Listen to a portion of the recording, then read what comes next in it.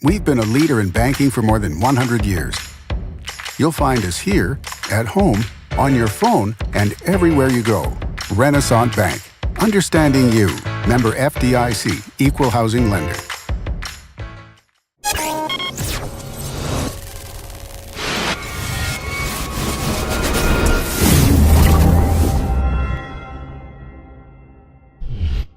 Sponsored by Renaissance Bank. Good morning and welcome to Daily Journal Newsbreak for Tuesday, February 13th. I'm your host, Chris Kiefer, and we're going to take a look at the top news and sports stories from Northeast Mississippi. But first, let's start with today's weather forecast. Today we're looking at cloudy skies with a high of 59 and a low of 52. There's a 20% chance of rain. Looking ahead at your 3-day outlook, it calls for lots of rain. Wednesday, it's a 90% chance with a high of 65 and a low of 61. Thursday, that chance of rain is 40%, high of 76, low of 56. And on Friday, it's an 80% chance of rain. The high is 59 and the low is down to 39. Let's take a look now at today's top headlines. The infrastructure plan outlined by President Donald Trump on Monday suggests studying whether Tennessee Valley Authority, which is the nation's largest public utility, should sell its transmission assets. Tennessee Republican Senator Lamar Alexander called the suggestion, quote, a loony idea with zero chance of becoming law. TVA spokesman Jay Hobson said the federal utility is still evaluating what the plan would mean for it. An outline of the White House's plan says the federal government owns and operates certain infrastructure that would be more appropriately owned by state, local, or private entities. TVA was created by Congress in 1933 as part of President Franklin Roosevelt's New Deal. It aimed to help the South recover from the Great Depression.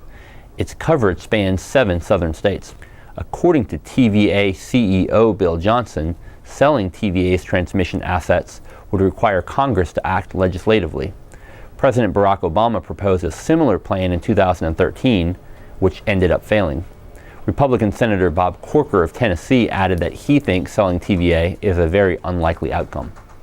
A bill to make Mississippi school board elections more uniform was unexpectedly killed Monday in the state Senate. The already watered-down version of the bill passed the Senate last week by a 28-23 margin. It appeared to be headed to the House for consideration, but opponents of the bill held it back on a motion to reconsider. On Monday, the Senate leadership was unable to dispose of the motion to reconsider. That resulted in the bill's death. The effort to table the motion garnered only 21 votes, compared to 28 against the effort. Under the legislation, all elected school board members would stand for election in either 2023 or 2024. The elections would have been for 4-year terms.